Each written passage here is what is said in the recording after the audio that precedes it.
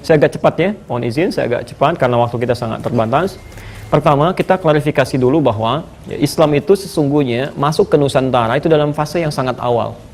Ya, di pelajaran-pelajaran sekolah, termasuk anak-anak SD sampai SMP disebutkan abad ke-14 kan? Atau ke-13 ya, dengan teori-teori yang ada dari Gujarat ya. Padahal itu bersamaan di abad ke-7, Bu. Jadi awal masa Islam, ya kan? Bahkan pernah nanti tercatat dalam sejarah Sa'ad bin Abi Waqqas, ya kan? Itu dalam satu ekspedisi pernah ikut sampai ke kota Baros, 414 km dari kota Medan. Ya, di kota Baros. Jadi dari awal abad ke-7 sudah ada, sudah masuk, gitu kan? Ini sudah bersamaan. Dan tidak benar kalau agama pertama di Nusantara itu Hindu, kemudian Islam datang. Tidak, itu bersamaan. Ya, baik Hindu ataupun Islam itu sudah bersamaan, ada dalam dakwah dan sudah disebarkan. Nah, saya agak percepat saja. Ya. Kemudian dibekali misi dakwah, mereka berdagang ya, sambil menyebarkan nilai-nilai keislaman. Sampai puncaknya, ya, saya langsung agak cepat saja. Berdirilah kemudian kesultanan-kesultanan, kerajaan-kerajaan Islam di Nusantara dari mulai Sabang ya, sampai dengan Merauke-nya, dari Sumatera sampai ke ujung bagian timur. Bahkan di timur ini ada yang terkenal dengan kerajaan-kerajaan Islam. Dalam bahasa Arab kerajaan disebut dengan rajanya Malik, kerajaannya Muluk, kan? Dalam bahasa orang lokal disebut dengan Maluku. Ya, Maluku itu asalnya dari bahasa Arab yang ada kerajaan-kerajaan Islam.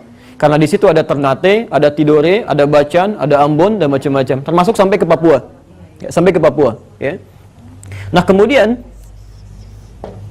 di masa-masa di abad ke-13, nah ini yang harus diketahui. Abad ke-13 itu bukan awal masuknya Islam, tapi penguatan nilai-nilai keislamannya. Di orang tua dulu merintis ya, membawa Islam, ya kemudian ulama setelahnya mengajarkan nilai-nilai keislaman yang benar. Ya, bagaimana caranya misalnya salat dengan baik, bagaimana cara bertauhid. Karena pada waktu itu masih diperkenalkan. Kan ada orang yang kenal Islam tapi belum bisa salat dengan baik kan? Ya, saking hafalnya Al-Fatihah cepatnya luar biasa gitu kan? Ya, nah, ini persoalan-persoalan di sini. Maka diutuslah kemudian oleh Sultan Turki pada saat itu, ya kisaran tahun 1400-an.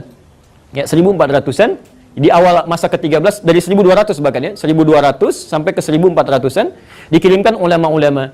Ini ulama-ulama, awas hati-hati ya. Hati-hati, yang dekat dengan Allah, yang paham tentang sistem kehidupan dan tahu tentang fikih dakwah. Dalam bahasa Arab, orang yang punya ilmu dan dekat dengan Allah itu bukan cuma disebut dengan ulama, tapi wali. Wali, jamaknya aulia. Ya, jamaknya aulia. Misal Quran surah kedua Al-Baqarah ayat 257. Posisi sebelah kanan paling atas. Ya. Allahu waliyul ladzina amanu yukhrijuhum minadh-dhulumati ilan nur. Ya. Allah menjadi wali bagi orang-orang beriman. Maksudnya memberikan dia ilmu, berikan dia kekuatan dan sebagainya. Ya. Maka diutuslah 9 orang pada saat itu semuanya dari Arab. Ya. Ada dari Palestina, ya. Ada Syekh Hasanuddin misalnya, ada dari Mesir, Syekh Ahmad Jumadil Kubra. Ya. Ahmad Jumadil Kubra ini ahli dakwah, ya ahli fikih juga, ahli Islam, yang nanti punya 2 orang anak. Anak pertamanya dibawa ke Nusantara, anak keduanya tinggal di Mesir. Saya agak cepat ya, misal, nggak usah dicatat ya untuk pengetahuan saja. Ahmad Jumadil Kubra berdakwah sampai ke ujung Sumatera nanti, dari Jawa. Ya. Siapa Ahmad Jumadil Kubra ini? Ya, seorang ulama besar dari Mesir, ahli dakwah, dibawa kemudian anaknya, salah satunya namanya Maulana Ishaq. Ya. Maulana Ishaq itu yang tadi, yang saya turunkan sampai muncul ke Haji Ahmad Dahlan, sampai muncul ke Haji Muhammad Hashim Asy'ari. Satu lagi, dia tinggal di Mesir, bernama Syarif Abdullah. Ya, Syarif Abdullah. Pelan-pelan. Ini bukan Sunan Gunung Jati, Syarif Abdullah ini, anak-anak dari sini. Nanti yang paling menarik, ketika beliau berdakwah, di kisaran abad ke-15 sampai awal abad ke-15, ya, di situ sedang dikuasai di wilayah ke Sunda sampai ke pertengahan Jawa oleh satu kerajaan besar, ya, satu daerah Sunda Wiwitan, Pajajaran, lebih dekat ke Hindu sebetulnya. Rajanya Prabu Siliwangi. Ya, Prabu Siliwangi. Prabu Siliwangi itu punya kontrol Ibu dari mulai Banten sampai dengan ke perbatasan ke Jawa. Ya, sampai nanti ada salah satu candi cetok di wilayah Karanganyar ke sebelah atas ke sana. Ya. Nah, di sini ketika sedang berdakwah, Islam sudah muncul sebagiannya. Inspeksi beliau ke wilayah Karawang, ketika masuk ke daerah Karawang ditemukan seorang perempuan, itu terdengar suaranya sedang mengaji, suaranya lembut sekali, bagus, dilihat orangnya cantik luar biasa, namanya Nyai Subang Larang. Nyai Subang Larang ini ternyata anak seorang pembesar Muslim. Dia sedang belajar pesantren jadi santri dari satu guru besar yang baru pulang dari Mekah. Mekah dulu dikenal dengan Ummul Qura sampai sekarang, maka gurunya disebut dengan Syekh Qura. Nama aslinya Syekh Hasanuddin, dikenal dengan Syekh Qura. Maka jadi muridnya, ketahuan oleh Prabu Siliwangi tentang kebaikannya, maka diminta untuk jadi bagian dari istrinya.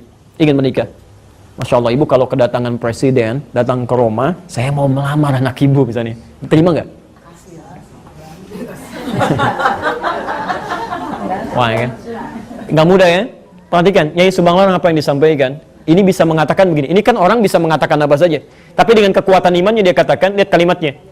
Anda boleh nikahi saya kalau mau masuk Islam. Ya, singkatnya mau. Jadi kalau kalimat dikeluarkan dengan nilai keimanan, ya, tidak pernah dipakai berdusta, ya, tidak pernah dipakai maksiat, itu nanti Masya Allah ada kekuatan-kekuatan besar di situ yang Allah menggerakkan. Maka masuk Islamlah Prabu Siliwangi, nama aslinya Pamanah Rasa. Dari pernikahan itu melahirkan 3 orang anak, ya, 2 laki-laki, 1 perempuan.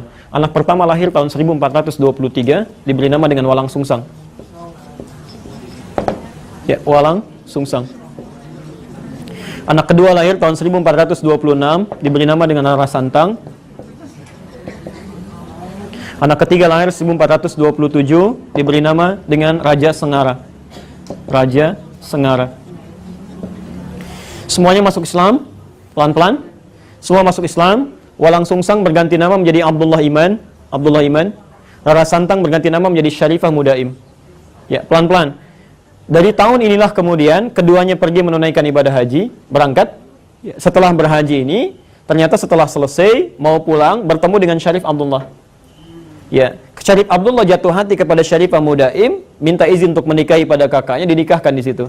Maka ketika Abdullah Iman pulang ya ke daerahnya, ini Syarifah Mudaim gak ikut. Disampaikan menikah dengan Syarif Abdullah. Ini pulang, ketika pulang oleh Prabu Siliwangi diberikan tempat di daerah Lemah Wungkuk. Lemah Wungkuk itu dulu banyak etnis di situ, ya ada Arab, ada Cina, ada orang lokal. Dalam bahasa lokal disebut dengan Caruban. Caruban itu kumpulan orang-orang dengan etnis-etnis yang banyak. Karena itu di daerah Lasem, agak ke pesisir sedikit, ya dekat ke Tuban 30 km. Kisaran pantai ada daerah Caruban juga di situ. Karena dulu orang Cina masuk pertama kali lewat Lasem. Daerah Karangturi kalau sekarang. Karangturi posisi paling kanan, di situ ada kisaran orang-orang Cina, komunitasnya di situ ya. Tapi kalau tanya, ibu tanya, bahasa Jawanya paling halus. Ya, orang-orang sekitaran itu. Caruban. Nah, kemudian ada biasa mereka membuat tentang rebon ya, dari udang itu, campuran di situ. Maka sampai sekarang daerah itu untuk membedakan dengan yang di Lasem disebut dengan Cirebon. Ya, itu asalnya. Cirebon. Saya kembali, yang ini pergi ke Mesir, menikah dengan Syarif Abdullah, tinggal 20 tahun di sana, melahirkan seorang anak bernama Syarif Hidayatullah. Syarif Hidayatullah inilah yang kemudian pulang, ketika menghadap kakeknya diberikan kewenangan di Gunung Jati, maka dikenal dengan Sunan Gunung Jati. Nah, perhatikan pelan-pelan ya, Sunan Gunung Jati ini, itu bukan termasuk yang 9 wali pertama. Ini generasi keempat. Generasi keempat, jadi kayak Sunan Kalijaga, Sunan Gunung Jati, itu orang lokal. Maksudnya dari campuran sebelumnya. 9 wali yang pertama itu bukan dari yang orang-orang ini generasi keempat, yang awal. Ada yang dari Mesir, ada yang dari Maghrib, Maroko, ada yang dari Palestina, ada yang dari Persia. Ya, semuanya jumlahnya 9 orang. Ada dari Turki 2 orang. Ya, nah, ini poinnya. Ya, pelan-pelan. Nah, ketika kembali ke sini, saya teruskan sedikit ya. Kembali sampai ke sini, diberikan kewenangan. Kemudian ini ingin nengok neneknya. Ya, maaf, saya ulangi. Ini Paus Alexander yang ke-6. Ya, Paus Alexander yang ke-6 tahun 1494. Ya, ketika umat Islam dikalahkan daerah Andalusia, kemudian beliau membuat satu perjanjian disebut dengan perjanjian Tordesillas. Tordesillas itu membagi belahan bumi pada 2 bagian. Belahan timur dengan belahan bagian barat. Maka diambillah kemudian Portugis, ditugaskan untuk membawa 3 misi suci masuk ke daerah timur. Sedangkan Spanyol diberikan wilayah daerah barat. 3 masa suci ini, 3 misi suci, ya, itu dikenal dengan misi 3G. Namanya Gold, Glory, dan Gospel. Ya, maka masuklah Portugis lewat Selat Malaka. Asalnya nyasar dulu, Bu. Nyasar sampai kemudian ke Goa, ya kan?